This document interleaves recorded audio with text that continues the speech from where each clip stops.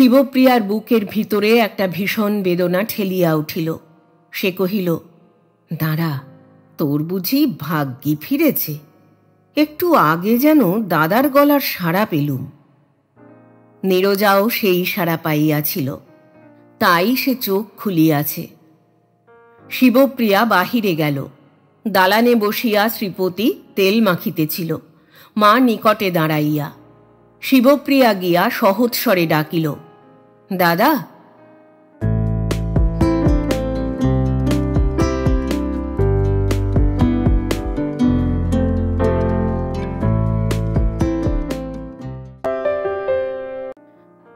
শুভেচ্ছা বন্ধুরা, এক রাশ শুভেচ্ছা আর ভালোবাসা। আমি অর্পিতা, আর আপনারা শুনছেন এক ব্যাগ গপ্প ইউটিউব চ্যানেল। বন্ধুরা, শুরুতেই একটা ছোট্ট অনুরোধ। এখনও যারা এক ব্যাগ গপ্প চ্যানেলটি সাবস্ক্রাইব করেননি তাদের উদ্দেশ্যে বলি, আজই চ্যানেলটি সাবস্ক্রাইব করে সঙ্গে থাকুন, উৎসাহ পাব এগিয়ে চলার। আজ পড়ব শ্রদ্ধেয় কথাসাহিত্যিক সৌরীন্দ্রমোহন মুখোপাধ্যায় রচিত একটি ছোট গল্প, ঠাকুরঝি। গল্প পাঠ করছি আমি অর্পিতা। শুরু করছি ঠাকুরঝি।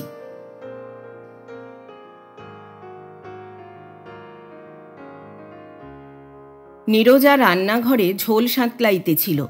শিবপ্রিয়া পা টিপিয়া অলক্ষ্যে আসিয়া তাহার মুখে খানিকটা মোহন ভোগ পুরিয়া দিল। নীরজা ঘাড় ফিরাইয়া অনুযোগে সুরে কহিল, ও কি ভাই ঠাকুরঝি? শিবপ্রিয়া হাসিয়া কহিল, কিছু মুখে দাও দেখি, নিজে থেকে তো কখনো খাবার ফুরসত হতে দেখলুম না। নীরজা হাত ধুইয়া ধোয়া জল কড়ায় ঢালিয়া সরিয়া আসিল, কহিল, এই যে ঝোলটা নাবিয়ে রেখেই খেয়ে নিচ্ছি। বাসি রুটি তো, সে আর তোমায় খেতে দিচ্ছি না। কেন বলো তো? আমি খাবো লুচি, মোহনভোগ, আর তুমি বাড়ির বউ, একটি বউ, তুমি কতগুলো বাসি রুটি গিলবে? কেন, মার সঙ্গে এই নিয়ে আজ খুব একচোট হয়ে গেছে আমার। নীরজা ম্লান নেত্রে শিবপ্রিয়ার পানে চাহিল। সেই দৃষ্টিতে করুণ মিনতি যেন ঝরিয়া পড়িতেছিল। সেই দৃষ্টির অর্থ, কেন তুমি আমার হইয়া ঝগড়া করো ভাই? তাল সামলাইতে আমার যে এদিকে প্রাণ বাহির হইয়া যায়। শিবপ্রিয়া তাহা বুঝিত, তাই সে কহিল, আমি এবার তোমার সঙ্গে সঙ্গে থাকব, দেখি মা তোমায় কেমন কিছু বলে। নীরজা শিহরিয়া উঠিল, কহিল, না ভাই না, ঠাকুরঝি তোমার দুটি পায়ে পড়ি। শিবপ্রিয়া এক দৃষ্টে নীরজার পানে চাহিয়া রহিল। নীরজার সুন্দর মুখে ঘামের বিন্দু ফুটিয়া উঠিয়াছে। কপালের উপর মুক্ত কেশগুলা সেই ঘামে ভিজিয়া বসিয়া গিয়াছে। আগুনের তাপে তাহার মুখ রাঙা হইয়া উঠিয়াছে। শিবপ্রিয়া কহিল, আজ থেকে আর একলা তোমায় রাঁধতে দিচ্ছি না, আমিও রান্নায় যোগ দেব, বলিয়া শিবপ্রিয়া উনানের দিকে অগ্রসর হইল। নীরজা বাধা দিয়া কহিল, না ভাই, তোমার সহ্য হবে না, অসুখ করবে। শিবপ্রিয়া সজোরে কহিল, ওগো না গো না, আমি মোমের পুতুল নই যে আগুন তাতে গলে যাব। নীরজা কহিল, তুমি দুদিনের জন্য এখানে জিরুতে এসেছ? শিবপ্রিয়া কোপের ভান করিয়া কহিল, বটে, আমার বাপের বাড়ি আমি এসেছি কুটুম না, তাই আমি সিংহাসনে দিবারাত্রির বসে থাকব, কুটোটি অবধি নাড়তে পাবো না? ইসলো, না আমার হাতের রান্না খেলে তোমাদের জাত যাবে? ওগো, তোমাদের ঠাকুর জামাই কিন্তু আমার হাতের রান্না খেতে ভালোই বাসে, বুঝলে? নীরজা জানিত শিবপ্রিয়াকে ঠেকাইয়া রাখা দায়, সে যাহা ধরিবে তাহা করিবেই। বিশেষত নীরজার কষ্ট এতটুকুও লাঘব করিবার জন্য শিবপ্রিয়া মায়ের উগ্র রোষানল হাসি মুখে মাথায় তুলিয়া লইতে পারে। বড় লোকের ঘরে সে পড়িয়াছে, বাপের বাড়ি বড় একটা আসিবার সুবিধা তাহার ঘটে না। 1 বৎসর পরে কয়দিনের করারে এবার সে বাপের বাড়ি আসিবার অনুমতি পাইয়াছে। মা মেয়েকে পাইয়া কোথায় রাখিবেন, কি 5টা ভালো জিনিস তাহাকে খাওয়াইবেন তাহা ভাবিয়া অস্থির আকুল হইয়া উঠিয়াছেন। পূর্বে যেখানে শুধু স্নেহ ছিল, এখন সেখানে মন যোগাইবার পালা পড়িয়াছে। হোক পেটের মেয়ে, তবু সে আজ বড় লোকের বউ। এই কথাটাই মায়ের মনে সকলের চেয়ে বেশি জাগিতেছিল। তাই মা মেয়ের জন্য অতিরিক্ত ব্যস্ত হইয়া পড়িয়াছিলেন। মেয়ে কিন্তু দেখিতে পাইল তাহার আদরের ঘটায় বেচারি নীরজার পরিশ্রমের সীমা নাই।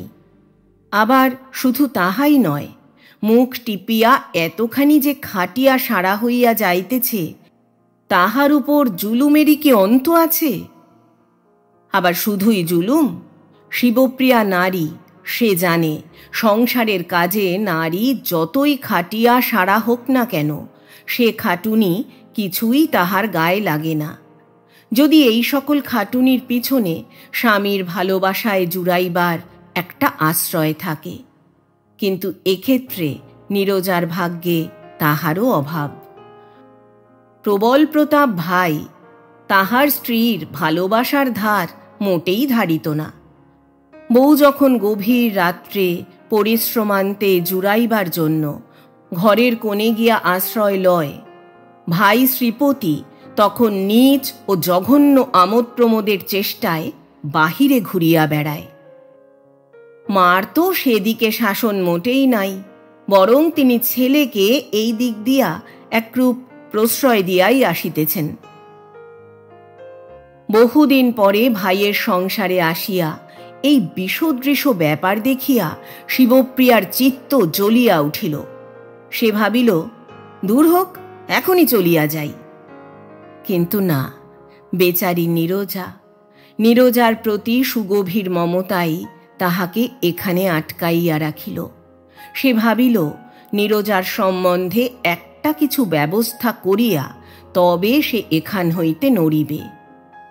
এমন লক্ষ্মী বউ, তাহার এমন দুর্দশা। ঘরের লক্ষ্মী যেখানে কাঁদিয়া দিন কাটায়, সেই সংসারের উচ্ছেদ হইতে কতক্ষণ? তাই বউয়ের পক্ষ লইয়া মায়ের সহিত সে ঝগড়া শুরু করিল। স্বামী সৌভাগ্যের দুর্জয় বর্ম তাহাকে বিপুল শক্তিশালিনী করিয়া তুলিয়াছিল। মাকে সে স্পষ্টই বলিল, তোমার আশকারাতেই তো দাদার এতখানি বার হয়েছে।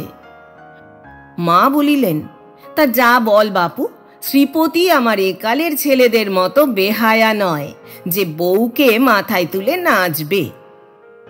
শিবপ্রিয়া রাগিয়া বলিল, না, বউকে দুপায়ে থ্যাঁতলানোটাই ভারী পৌরুষের লক্ষণ। মা বলিলেন, বউ বউই আছে, খাচ্ছে পড়ছে, ব্যাস, আবার কি? কিসের তারার অভাব রইল শুনি? মেমেদের মতো স্বামীর হাত ধরে গড়ের মাঠে হাওয়া খেয়ে বেড়াবে নাকি? না 5টা মজলিসে ধেই ধেই করে নাচতে ছুটবে? বউ সম্বন্ধে মাতার এই আশ্চর্য ধারণার কথা শুনিয়া শিবপ্রিয়া অবাক হইয়া গেল, কিন্তু দমিল না। সে ভাবিল, কিছুতেই ছাড়া হইবে না। এই গাঙে তরি যখন ভাসাইয়াছে, তখন শক্ত করিয়া হাল ধরিয়া কুলে সে পৌঁছিবেই। ভাইকেও একদিন কাছে পাইয়া সে বেশ চড়া রকমের 10টা কথা শুনাইয়া দিল। ফলে দাঁড়াইল এই যে, শ্রীপতি পূর্বে 2 বেলা 2 মুঠা ভোজন করিবার জন্য অন্দরে আসিতেছিল। এখন ভগ্নীর কড়া কথা শুনিবার পর হইতে সে একান্তই দুর্লভ হইয়া উঠিল। এই ঘটনায় মায়ের যত রাগ পড়িল নীরজার উপর, সেই তো এই ব্যাপারের মূল। তাহাকে কেন্দ্র করিয়াই তো শিবপ্রিয়া কঠিন বচনের চাকাখানা ঘুরাইয়া দিয়াছে। আর সেই চাকা তাহাকে ও শ্রীপতিকে মারাইয়া পিষিয়া সবেগে ছুটিয়া চলিয়াছে। কতদিন পরে মেয়ে আসিল, কোথায় 2 দণ্ড তাহাকে কাছে রাখিয়া সুখ দুঃখের 2টা কথা কহিবেন, তাহার অবকাশ মাত্র না দিয়া মেয়েটা বউয়ের সঙ্গে সঙ্গেই 24 ঘণ্টা ঘুরিয়া বেড়াইতেছে। 5টা বাজে ছুতা খুঁজিয়া মার সঙ্গে কোঁদল বাঁধাইতেছে। মুখ টিপিয়া থাকিলে কি হয়, বউয়ের হাড়ে ভেলকি খেলে।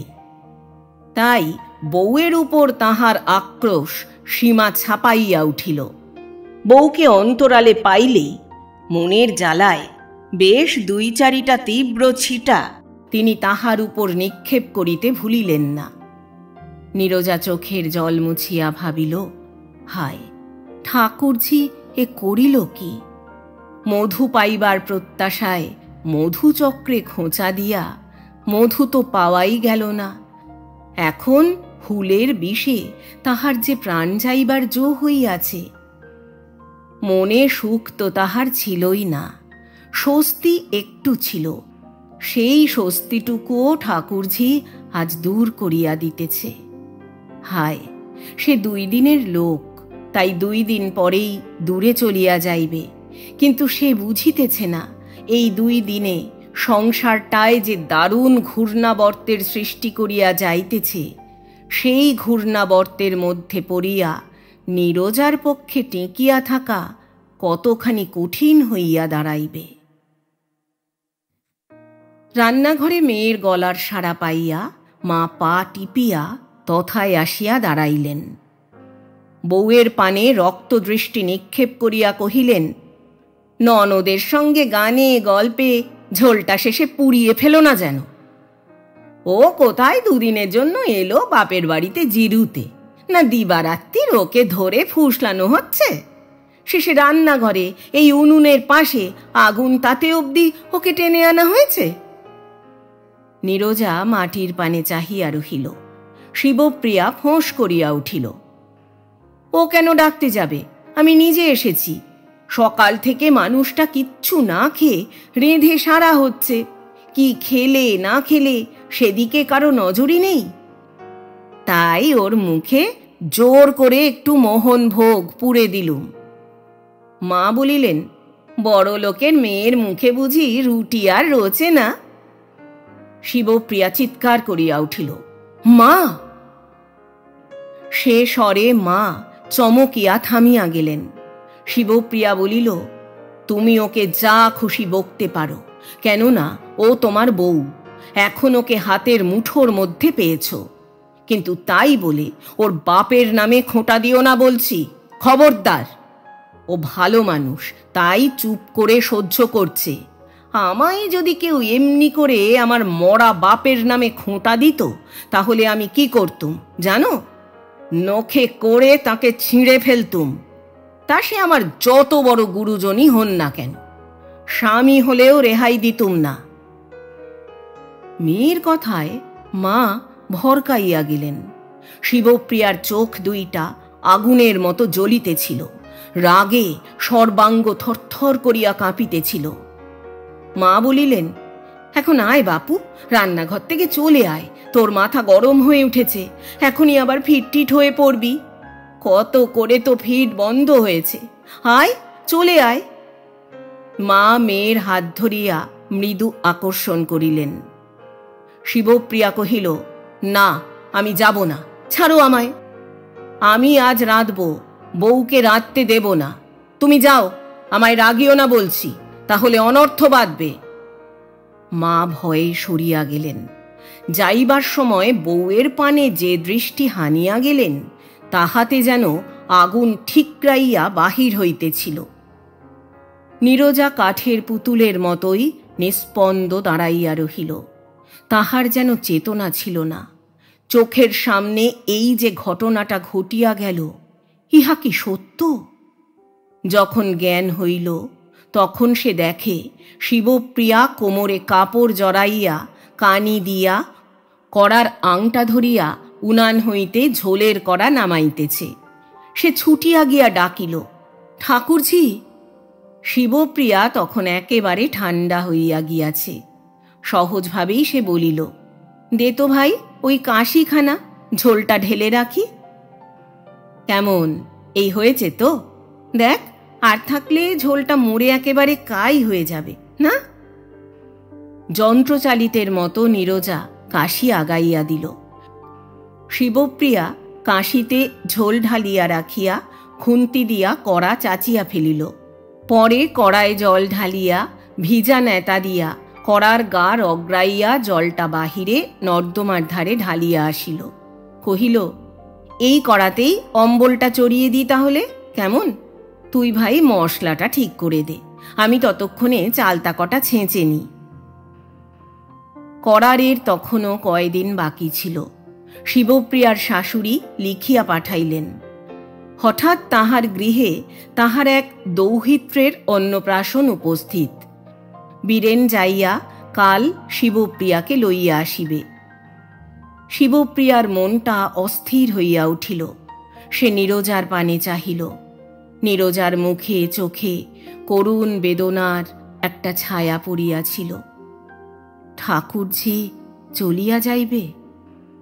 হায়, স্নেহের দেওয়াল তুলিয়া এই যে কঠিন বাক্য ও মিথ্যা তিরস্কারের হাত হইতে এতদিন তাহাকে সে আগুলিয়া রাখিয়াছিল, সেই দেওয়াল ভাঙিয়া ঠাকুরঝি চলিয়া গেলে বাহিরের রুদ্র গর্জন নিমেষে যে তাহাকে দ্বিগুণ প্রচণ্ডভাবে আক্রমণ করিবে।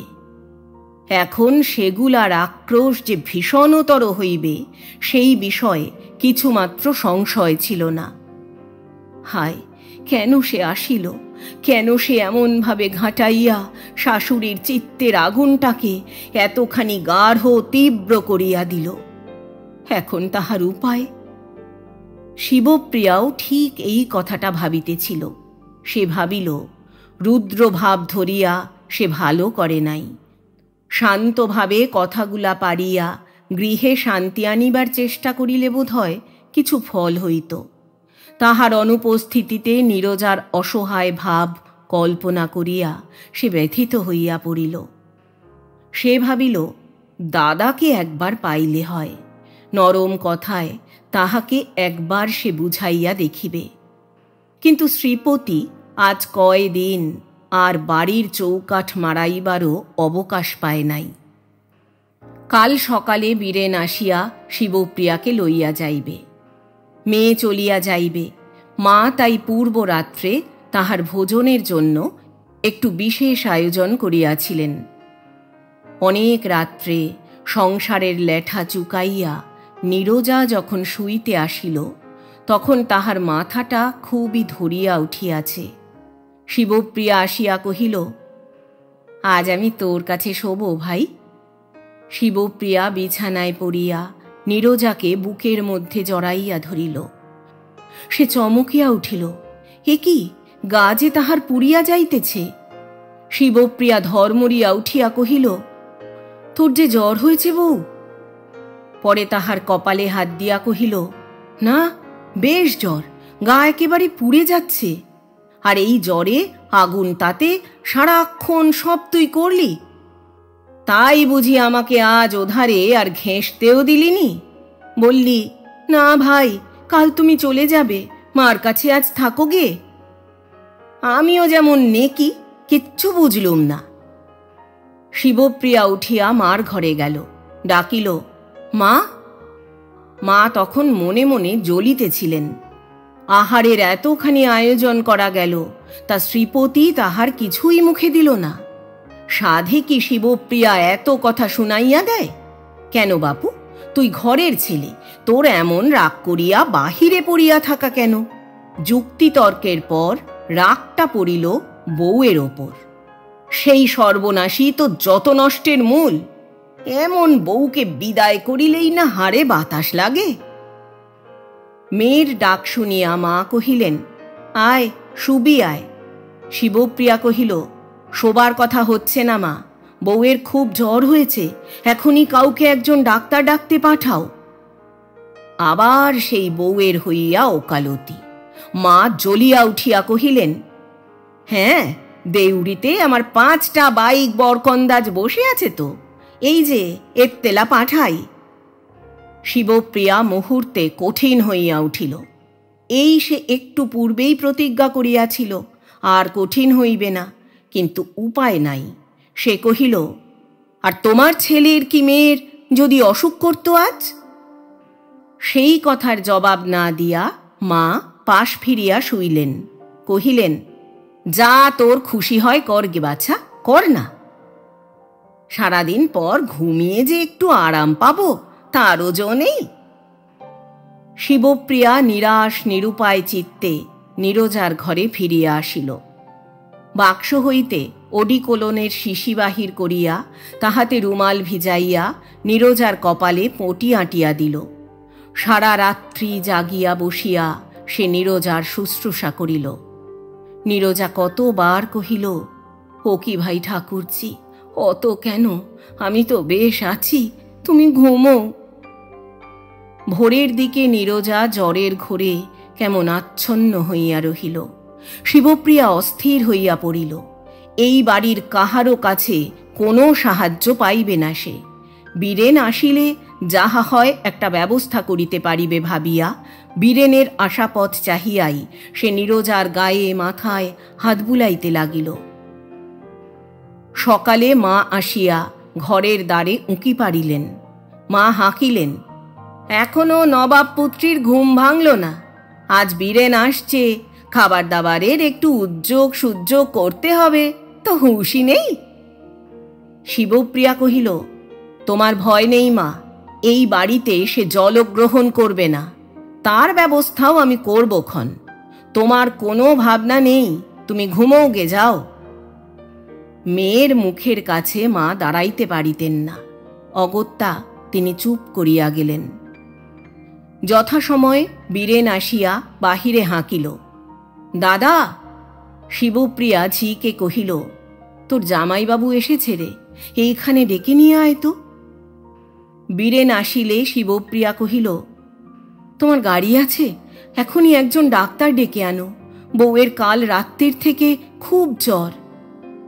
বীরেন আসিয়াই এই ভাব দেখিয়া কেমন ভরকাইয়া গেল। সে তাড়াতাড়ি ডাক্তার ডাকিতে ছুটিল। ডাক্তার আসিয়া রোগী দেখিয়া গম্ভীর মুখে বলিলেন, বড় সুবিধে মনে হচ্ছে না, টাইফয়েড হতে পারে বলেই আশঙ্কা হচ্ছে। আজ ৩-৪ দিন থেকে বোধহয় জ্বরটা হয়েছে। ডাক্তার সপ্রশ্ন দৃষ্টিতে বীরেনের পানে চাহিল। শিবপ্রিয়ার বুকটা ছাঁত করিয়া উঠিল। ঘোমটার অন্তরাল হইতে মৃদু স্বরে সে কহিল, কাল রাত্রে আমরা জ্বর জানতে পেরেছি। প্রেসক্রিপশন লিখিয়া ভিজিটের টাকা পকেটে পুরিয়া ডাক্তার বিদায় গ্রহণ করিলে শিবপ্রিয়া কহিল, আমায় নিতে এসেছ বুঝি? বীরেন কহিল, হ্যাঁ। সরোর ছেলের ভাত হবে কাল, মা কিছু লেখেননি? শিবপ্রিয়া কহিল, লিখেছেন, কিন্তু কি করে যাই বলো তো? আমি গেলে বউটা বিনা চিকিৎসায় মরে যাবে। যা ওর যত্ন আত্মি, এসব জানলে এই বাড়িতে আমি এবার পা দিতুম না মোটেই। বীরেন কহিল, তোমার দাদা কোথায়? শিবপ্রিয়া কিছুই বলিতে পারিল না। বলিতে লজ্জা হইল যে দাদার গুণের সীমা নাই। স্বামী সৌভাগ্য পূর্ণ মাত্রায় যে লাভ করিয়াছে সেই জানে এই কথা মুখে উচ্চারণ করিতেও কতখানি বাধে। অনুমানে বীরেন ব্যাপার কতক বুঝিল। সে কহিল, বাড়িতে এসে ফিরবে কখন? শিবপ্রিয়া কহিল, সেই জানে, আজ কদিন তো চুলের টিকিও দেখতে পাচ্ছি না। তা যাক, তুমি তো সব দেখলে, গিয়ে মাকে বলো এই অবস্থায় কেমন করে আমি যাই। ঠাকুরঝিকেও দুঃখ করতে বারণ করো, দেখে তো যাচ্ছ, বলো নেহাত নিরুপায়। বীরেন কহিল, তা তো দেখছি, এই অবস্থায় কেমন করেই বা তোমায় নিয়ে যাই। মোদ্দা কথা, ডাক্তার ডাকা, হাঙ্গাম পোহানো, তুমি এসব পারবে কি? রোগটাও তো সহজ নয়, বিশেষ তোমার শরীরে যদি সহ্য না হয়। শিবপ্রিয়া হাসিল। হাসিয়া কহিল, সে ভাবনা তোমার নেই, তোমার আবার ফিরে লগ্ন দেখতে হবে না। বীরেন কহিল, তা বুঝি, কিন্তু সে কথা হচ্ছে না। তুমি মেয়ে মানুষ, সামলাতে পারবে কেন? তার চেয়ে আমি গিয়ে বরং সনাতনকে পাঠিয়ে দিই। শিবপ্রিয়া আশ্বস্ত হইয়া কহিল, তাহলে তো ভালোই হয়, তবে এই রোগের বাড়িতে তার খাওয়া দাওয়া দেখবার সুবিধে হবে না কিন্তু। বীরেন কহিল, সে তার ব্যবস্থা করে নেবে ক্ষণ, সে তো আর এখানে কুটুম্বিতে করতে আসছে না, আমি তার ব্যবস্থাও করে দেব। শিবপ্রিয়া কহিল, তাহলে তুমি যাও, গিয়ে যা দেখলে মাকে বলো। বীরেন কহিল, মার সঙ্গে একবার দেখা করে যাই। দেখা করতে চাও দেখা করোগে, আমায় আর বকিও না। বীরেন গিয়া শাশুড়ির সঙ্গে দেখা করিয়া তাহাকে প্রণাম করিল। শাশুড়ি আনন্দে সারা হইয়া উঠিলেন। বড় মানুষ জামাই, মা বলিয়া ডাকিয়াছে, ইহাই যথেষ্ট, তাহার উপর আবার প্রণাম।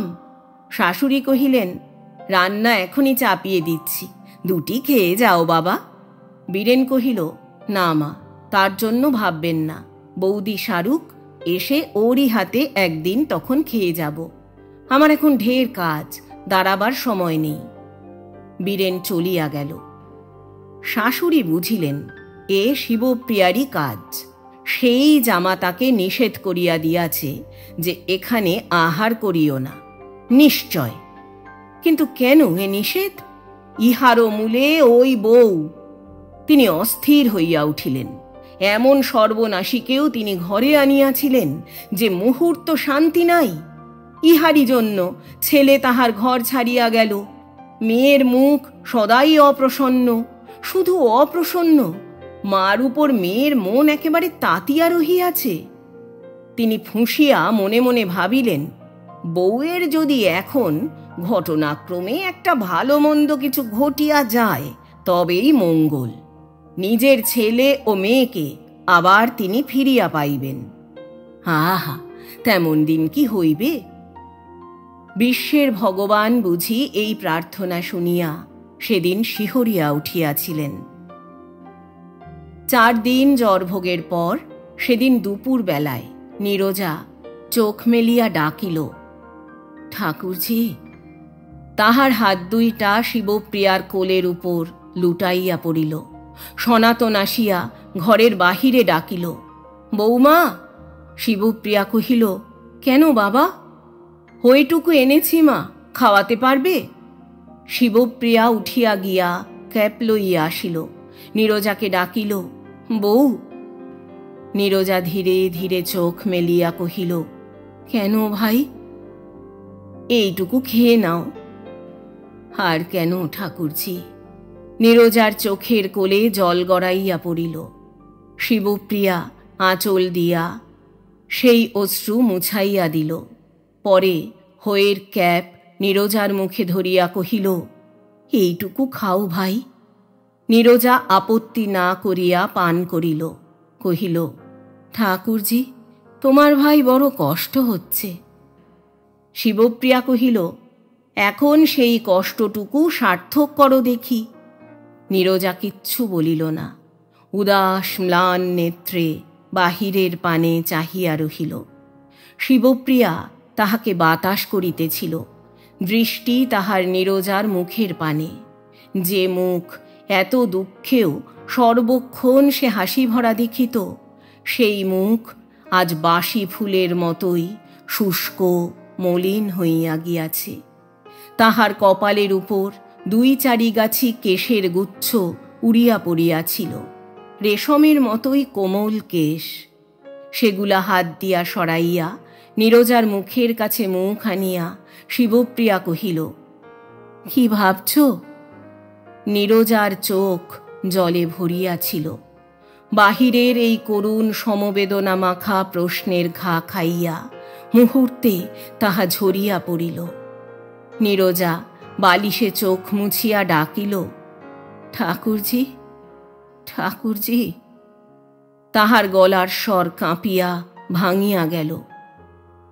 শিবপ্রিয়া কহিল, কি ভাবছ বলো? একটা তীব্র নিঃশ্বাস ফেলিয়া নীরজা কহিল, আজও বাড়ি আসেননি? আমার জন্যে শেষ বাড়ি আসা ছেড়ে দিলেন? শিবপ্রিয়ার বুকের ভিতরে একটা ভীষণ বেদনা ঠেলিয়া উঠিল। সে কহিল, দাঁড়া, তোর বুঝি ভাগ্যি ফিরেছে? একটু আগে যেন দাদার গলার সাড়া পেলুম। নীরজাও সেই সাড়া পাইয়াছিল, তাই সে চোখ খুলিয়াছে। শিবপ্রিয়া বাহিরে গেল। দালানে বসিয়া শ্রীপতি তেল মাখিতেছিল। মা নিকটে দাঁড়াইয়া। শিবপ্রিয়া গিয়া সহৎস্বরে ডাকিল, দাদা। শ্রীপতি ভগ্নীকে দেখিয়া শিহরিয়া উঠিল, কিন্তু গলার স্বরে আশ্বস্ত হইল। সে কহিল, কি বলছিস শিবু? শিবপ্রিয়া কহিল, তোমার চান হয়ে গেলে একবার এ ঘরে এসো, বউয়ের বড় অসুখ। মা কহিলেন, অসুখ তা ও গিয়ে কি করবে? ও কি ডাক্তার? শিবপ্রিয়া সে কথা কানে না তুলিয়াই কহিল, তোমায় একবারটি সে দেখতে চায়। মেয়ে মানুষের মন বোঝে না, কি করবে বলো? তবে ভয় নেই, তোমাদের হাড়ে বাতাস লাগবে শিগগির, তারই সে বন্দোবস্ত করেছে এবার। মা বলিলেন, তোর আশকারাতেই তো ওর এত বার হয়েছে, না হলে অসুখের ভান করে এতখানি ঘটা বাঁধাতে পারত। শিবপ্রিয়া কোনো কথা বলিল না। তাহার মনের মধ্যে যে আগুন জ্বলিতেছিল, ইচ্ছা থাকিলে সেই আগুনে এখনই সে সব পুড়াইয়া ছাই করিয়া দিতে পারিত, কিন্তু সে ইচ্ছাও আছিল না। তাই সে আবার শ্রীপতিকে কহিল, চান করে এসো একবার দাদা, লক্ষ্মীটি। না হলে একটা মানুষকে চিরদিনের মনস্তাপ নিয়ে চলে যেতে হয়। তুমিও মানুষ তো, এটুকু মনে রেখো। শিবপ্রিয়া চলিয়া গেল। যাইবার সময় কথার যে প্রচ্ছন্ন হুলটুকু সে শ্রীপতির মনে ফুটাইয়া দিয়া গেল। বহুক্ষণ ধরিয়াই তাহা শ্রীপতির মনে খচখচ করিতে লাগিল। স্নান সারিয়া সে আহারে বসিল। মা সম্মুখে বসিয়া পাখার বাতাস করিতে লাগিলেন। মা কহিলেন, এবার শিবুকে পেয়ে এমন সোহাগ হয়েছে যে দেখে আর বাঁচি না। মেয়েটাকে একেবারে পর করে দিলে, আমার কাছে ঘেঁষ দিতেই চায় না মেয়ে। ছেলের শোধ মেয়ের উপর দিয়ে নিলে। কি অশুভক্ষণেই যে শিবু আমার এবার শ্বশুর বাড়ি থেকে পা বাড়িয়েছিল। আহার করিতে করিতে শ্রীপতি ভাবিল, আহার সারিয়া একবার সে নীরজাকে দেখিয়া আসিবে। তবে দেখা হইলে কি বলিবে, ইহাই মহাভাবনার বিষয় হইয়া দাঁড়াইল। কিন্তু বিধাতা তাহাকে সেই দায় হইতে খুব রক্ষা করিলেন। আহার সারিয়া সে মুখ ধুইতেছে, এমন সময় সংবাদ আসিল, জ্যোতিষবাবু গাড়ি লইয়া হাজির। তাহার বাগানে আজ ভারী ধুম। কাজেই আর বসা বা নীরজার সহিত দেখা করা ঘটিয়া উঠিল না। ডিবা ভরা পান পকেটে ফেলিয়া সাজিয়া গুজিয়া সে বাহির হইয়া গেল। দাদার কাণ্ড দেখিয়া শিবপ্রিয়া ঘরের মধ্যে গর্জাইতেছিল, এই ভাইয়ের বোন সে, ধিক তাহাকে। মা আসিয়া ডাকিলেন, শিবু, খাবি আয়। শিবপ্রিয়া বর্তাইয়া গেল। মনের ঝাল কতকটা এবার সে মিটাইতে পারিবে। মার উপর তর্জন করিয়া সে কহিল, আমার ভাত একধারে ঠেলে রেখে তুমি ক্ষুধা নিবৃত্তি করো গে। আমার জন্য এ বাড়ির কাউকে ভাবতে হবে না। পরের বউকে ঘরে এনে কি দায় পড়লুম গা। বলিতে বলিতে মা চলিয়া গেলেন।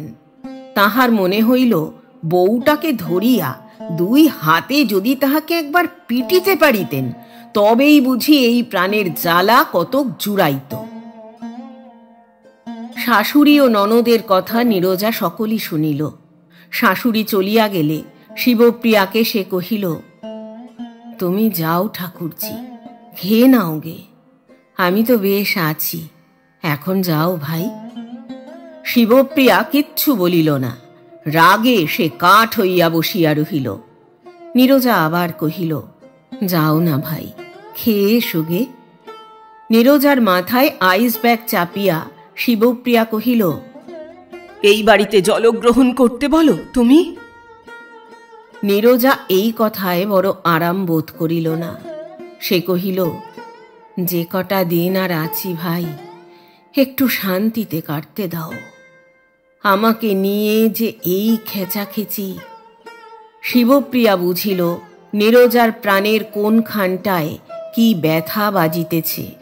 সে কহিল, তুই সেরে ওঠ ভাই, কায় মনোবাক্যে কামনা করছি তুই সেরে ওঠ, তারপর আমি তোকে আমার সঙ্গে নিয়ে যাব। দেখি কে তাতে বাধা দেয়।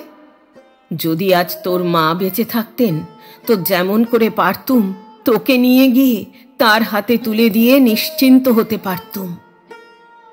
তাই দাও ভাই, আমার মার হাতেই আমাকে তুলে দাও, আমারও আর সহ্য হয় না। শিবপ্রিয়া দেখিল এই কথাগুলা তোলা ঠিক হয় নাই, রোগীর উত্তেজনা ইহাতে বাড়িতে পারে। তাই সে কহিল, তুমি তাহলে চুপ করে শুয়ে থাকো, বরফের ব্যাগ মাথায় চাপানো থাক, আমি চট করে মুখে কিছু দিয়ে আসি, কেমন?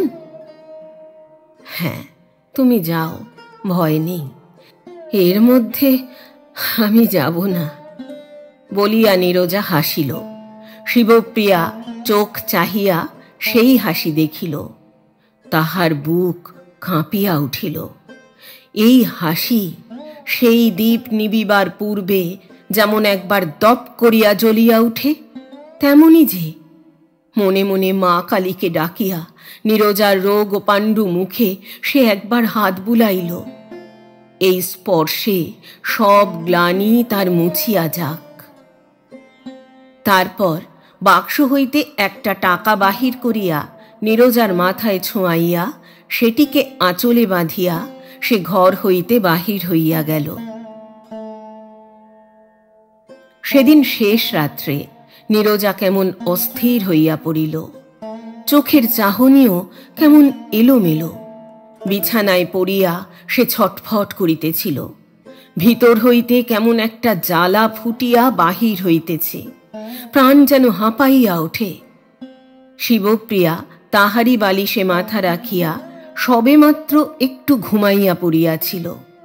কাতর কণ্ঠে নীরজা ডাকিল, ঠাকুরজি। শিবপ্রিয়া ধর্মরিয়া উঠিয়া বসিল। ঘরের কোণে বাতিটা জ্বলিয়া শেষ হইয়া আসিয়াছে। সেই ক্ষীণ আলোকে শিবপ্রিয়া চাহিয়া দেখে নীরজার মুখে কে যেন কালি মারিয়া দিয়াছে। বুঝি এ মৃত্যুর করাল ছায়া।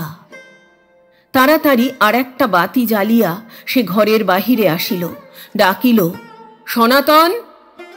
সনাতন বাহিরের দালানে পড়িয়া একটু গড়াইয়া লইতেছিল। কহিল, কেন মা? শিগগির একবার ডাক্তারবাবুর কাছে যাও, তাকে ডেকে আনো বাবা, অবস্থা আমি ভালো বুঝছি না। সনাতন উঠিয়া ডাক্তারের উদ্দেশ্যে ছুটিল। শিবপ্রিয়া আসিয়া মালিশ, পথ্য প্রভৃতির নানা আয়োজন বাধাইয়া তুলিল। কিন্তু হায়, নিবানো দ্বীপে তৈল দিয়া আর কি ফল? ভিতর হইতে পুড়িয়া জীবন তাহার পূর্ব হইতেই যে ছাই হইয়া গিয়াছে। বাহিরের কাঠামোটা কোনো মতে খাড়া আছে বই তো না। আজ এই রোগের প্রবল ধাক্কায় বুঝি সেই কাঠামোখানাকেও আর বজায় রাখা যায় না। শিবপ্রিয়া কাঁদিয়া ফেলিল। অসহায় দুর্বল নারী সে, তাহার এমন কি সাধ্য আছে যে যমের সঙ্গে যুদ্ধ করিয়া এই অবহেলিতা উপেক্ষিতা প্রাণীটিকে তাহার গ্রাস হইতে সে ছিনাইয়া লয়? সহসা রোগীর ঠোঁট নড়িল। ভিতর হইতে মিনতির সে যেন এক করুণ অস্ফুট আবেদন। নীরজার শুষ্ক কণ্ঠে শিবপ্রিয়া 1 চামচ বেদানার রস ঢালিয়া দিল। নীরজা সাগ্রহে তাহা পান করিয়া একটা দীর্ঘ নিঃশ্বাস ফেলিল। তারপর ধীরে ধীরে, অতি ধীরে সে চোখের পাতা মেলিল। 2 হাতে হাতড়াইয়া কিসের যেন সন্ধান করিল। হায় রে, পাথেও যে তাহার বহুকাল হারাইয়া গিয়াছে।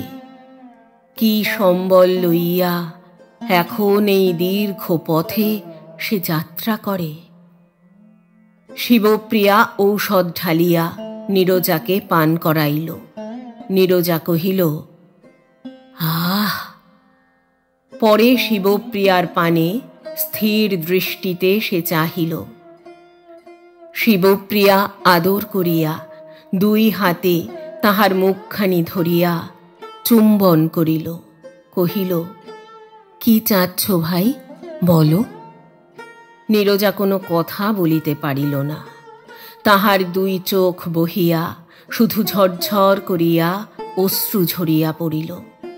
সারা জীবনের উপেক্ষার বেদনা আজ এই কাতর অশ্রুর মধ্য দিয়া অজস্র ধারে ঝরিয়া পড়িয়াছে। শিবপ্রিয়া ভাবিল, হায় বোন, এতদিন যদি নীরবে সব সহিয়া আসিলি, আপনার তেজে এই উপেক্ষা গ্রাহ্য করিলি না, তবে এই নিদান সময় কিসের জন্যে এই দুর্বলতা? সেই দুর্বলতা আর কেনই বা দেখাস দিদি? তোর পানে কেহই যখন চাহিয়া দেখিল না, তখন তুই বা কাহার জন্য আজ এতখানি কাতর হইয়াছিস? ডাক্তার আসিয়া ইনজেকশন দিলেন। কিছুক্ষণ পরে রোগী যেন একটু শক্তি পাইল। ডাক্তার বাহিরে বসিয়া রহিলেন। শিবপ্রিয়া তাহার দুই পা জড়াইয়া কাঁদিয়া কহিল, আপনি আজ দয়া করে থাকুন, যত টাকা চান দেব। তারপর সে সনাতনকে কহিল, তোমার বাবুকে একবার শিগগির ডেকে নিয়ে এসো সনাতন, গাড়ি করে ছুটে যাও, বলো গে, বড় বিপদ এখানে। সনাতন বীরেনের উদ্দেশ্যে ছুটিল। নীরজা আরেকবার কথা কহিল, ঠাকুরজি, ঠাকুরজি। শিবপ্রিয়া বর্তাইয়া গেল, তবে এই ধাক্কা কাটিল বুঝি। সে কহিল, বল, তোর যা কিছু বলবার আছে সব খুলে বল। আমি এই তোকে আগলে বসে রইলুম, দেখি আমার কাছ থেকে আজ তোকে কে ছিনিয়ে নেয়। সতীর মুখে তেজের একটা দৃপ্ত রেখা ফুটিয়া উঠিল। একবার সে কোন যুগে সতীর মুখে এমনই তেজ দেখিয়া যমের প্রাণ কাঁপিয়া উঠিয়াছিল। আজও এ যেন রাজেন্দ্রাণী জগদ্ধাত্রী মূর্তিতে আর এক সতী নীরজাকে রক্ষা করিবার জন্য বুক দিয়া দাঁড়াইয়াছে। দুর্জয় তেজে প্রাণ তাহার বলিয়ান হইয়া উঠিল। নীরজা অতি কষ্টে থামিয়া থামিয়া কহিল, সতী লক্ষ্মী, তুমি আশীর্বাদ করো, ফিরে জন্মে যেন তোমার মতো বরাত নিয়ে পৃথিবীতে আসি। এ বড় কষ্ট ভাই, সওয়া যায় না। হায় রে, তবু সে সকলই সহিয়া আসিয়াছে। আর কাহারও প্রাণ হইলে কবে বুঝি ভাঙিয়া যাইত, কিন্তু এ যে নারীর প্রাণ, বড় কঠিন। সব সয়, ভাঙিতে জানে না, কিন্তু তবু সহ্যেরও একটা সীমা আছে। নীরজার প্রাণ সেই সীমার একেবারে কিনারায় আসিয়া দাঁড়াইয়াছিল। তাহাকেও আর ধরিয়া রাখা গেল না। সেদিন সন্ধ্যার সময় ঘরে ঘরে যখন মঙ্গল শঙ্খ বাজিয়া উঠিল, ঠিক সেই সময় তাহার সকল অকল্যাণ হইতে নীরজা মুক্তি লাভ করিল। সংসার তাহাকে বিদায় দিয়া আঁধারে ভরিয়া গেল। শাশুড়ি জামাতার কাছে মিনতি জানাইয়া শিবপ্রিয়াকে আরো কয়দিন আপনার গৃহে ধরিয়া রাখিল। কিন্তু মা ও মেয়ের মধ্যে কথা ছিল না। শত সাধ্য সাধনা করিয়াও মেয়ের মুখে মা একটু জল অবধি দেওয়াইতে পারিলেন না। তাহার তখন আশঙ্কা হইল, পরের মেয়ের প্রতি যে পাপ তিনি করিয়াছেন, তাহার ফলে বুঝি আজ নিজের মেয়েটিকে হারাইতে হয়। তাই তিনি সনাতনকে কহিলেন, তুমি ভাই বীরেনকে খবর দাও, সে এসে ওকে নিয়ে যাক, না হলে দেখছ তো এখানে রাখলে ওকে বাঁচানো যাবে না। সনাতন অগত্যা বাহির হইবার উদ্যোগ করিতেছিল। বহুদিন পরে শ্রীপতিও আজ ঘরে ফিরিয়াছিল। বাড়িতে পা দিয়াই সে বুঝিল সেখানে মস্ত একটা বিপর্যয় কাণ্ড ঘটিয়া গিয়াছে। সারা বাড়িটা যেন আজ তাহাকে গিলিবার জন্য হাঁ করিয়া রহিয়াছে। নীরজার প্রতি তাহার একটা আন্তরিক টান না থাকিলেও বাড়িটা আজ তাহার কাছে নিতান্তই শূন্য বোধ হইতে লাগিল। সব থাকিলেও যেন আজ কিছুই নাই, এমনই ভাবখানা বাড়িটার প্রত্যেক ইষ্টখণ্ডে, প্রত্যেক প্রত্যঙ্গটাতে অবধি লাগিয়া রহিয়াছে। বাড়িতে যেন এক মুহূর্ত তিষ্ঠানো যায় না। না যাক, বাড়ির প্রতি কোনোদিনই তাহার মায়া ছিল না, আজও নতুন করিয়া মায়া পড়িল না। তবে আজ মার কাছে তাহার প্রয়োজন ছিল। গোটা কয়েক টাকা চাই। বাগানের আমোদে এই দফায় তাহারই উপর খরচের ভার পড়িয়াছে, না দিলে মান থাকে না। সেই টাকা কয়টা লইয়া কোনো মতে এখন সরিয়া পড়িতে পারিলেই সে বাঁচিয়া যায়। ভিতরে পা দিতেই মা ছেলেকে দেখিয়া শোকে ডুকরিয়া কাঁদিয়া উঠিলেন। ছেলে আসিয়া মার কাছে বসিল। মা তখন সপ্তমে সুর চড়াইলেন। শিবপ্রিয়া ব্যাপার বুঝিবার জন্য সেখানে আসিয়া দাঁড়াইল। তাহার মুখে আজ কোনো কথা নাই, দৃষ্টি স্থির, মূর্তি রুক্ষ। কে যেন পাথরে খোদা প্রাণহীন একটা পুতুলকে আনিয়া সেখানে দাঁড় করাইয়া দিয়াছে। উপেক্ষিতা নীরজার স্মৃতির মধ্যে থাকিয়া থাকিয়া তপশ্চারিণী সর্বত্যাগিনীর মতোই একটা ভাব তাহার মুখে চোখে আঁটিয়া গিয়াছে। কাঁদিতে কাঁদিতে ইনাইয়া বিনাইয়া মা কহিলেন, শূন্য গৃহ পাষাণের মতোই তাহার বুকে বসিতেছে। পুত্রের এই লক্ষ্মী ছাড়া দিন বেশও তিনি আর চোখে দেখিতে পারেন না। ওপাড়ার পার্বতী একটা মেয়ের কথা বলিতেছিল। পুত্রের কোনো আপত্তি তিনি কানে তুলিবেন না। শিবপ্রিয়ার সারা অঙ্গ বহিয়া বিদ্যুতের একটা তীব্র দাহ ছুটিল। তাহার আপাদ মস্তক জ্বলিয়া উঠিল। তবু ঝড় আসন্ন দেখিয়াও জীর্ণ গৃহের অধিবাসী যেমন আকাশের পানে হতবুদ্ধিভাবে চাহিয়া থাকে, তেমনি ভাবে মা ও ভাইয়ের পানে সে চাহিয়া রহিল। চোখ পলকহীন, অচঞ্চল। শ্রীপতি বুঝিল টাকা আদায়ের চমৎকার সুযোগ মিলিয়াছে। নত মুখে গাঢ় স্বরে সে কহিল, তোমার কথা কবে আমি ঠেলেছি মা, বলো? দুইখানা চঞ্চল মেঘে ঠোকাঠুকি হইলে অশনি যেমন গর্জিয়া ওঠে, শিবপ্রিয়া ঠিক তেমনি ভাবে গর্জিয়া উঠিল। সে ডাকিল, সনাতন! কয়দিনের রুদ্ধ বাণী নিমেষে যেন এক প্রলয় হুঙ্কারে মুক্ত হইয়া গেল। মাতা পুত্র উভয়ই সেই স্বরে শিহরিয়া শিবপ্রিয়ার পানে চাহিলেন। সেই স্বরে চমকিয়া প্রভুগৃহ গমনোদ্যত সনাতন আসিয়া সেখানে দাঁড়াইল।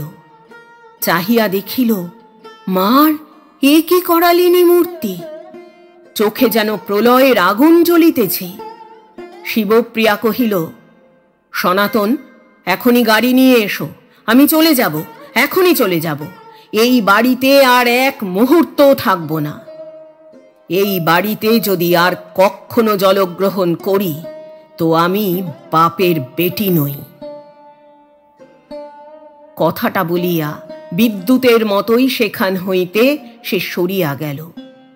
মা ও শ্রীপতি বজ্রাহতের মতো স্তম্ভিত হইয়া রহিলেন।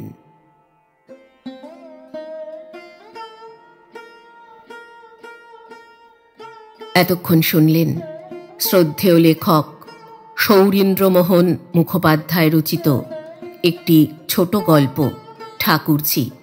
গল্প পাঠ করলাম আমি অর্পিতা। শব্দ নির্মাণ করেছেন সাহিত্য সমাহার চ্যানেলের আকাশ। প্রচ্ছদ এঁকেছেন মোনালিসা। উপস্থাপনায় এক ব্যাগ গপ্প ইউটিউব চ্যানেল। বন্ধুরা, আবার আসবো আগামী সপ্তাহে আবার কোনো ভালো লাগা গল্প নিয়ে। আজ তাহলে বিদায় নিচ্ছি। সবাই ভালো থাকবেন, সুস্থ থাকবেন। আর হ্যাঁ, গল্প পাঠ ভালো লাগলে চ্যানেলটি লাইক, কমেন্ট, শেয়ার ও সাবস্ক্রাইব করে পাশে থাকবেন।